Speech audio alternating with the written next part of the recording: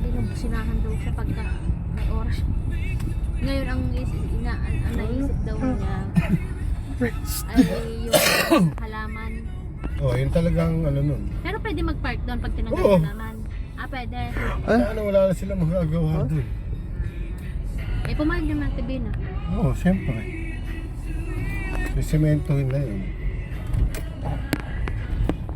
Ano, kahit mag-double park na sila doon. Dahil lugi talaga yung nandito sa side na doon eh. Kaya nga, sa kabila, no? Oo, kasi pag nagdalawang sasakyan lang, tapos siya eh. Kung may dalawang sasakyan yung nandito sa tapat niya, wala na siya.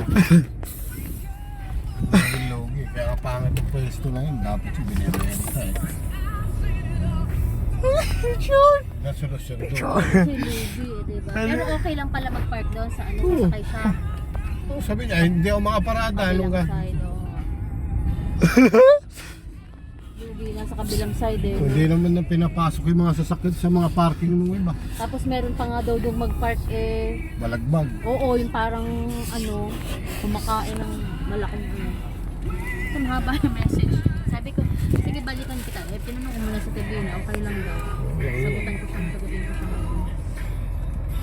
Sa baba. Ano? Baba ka na.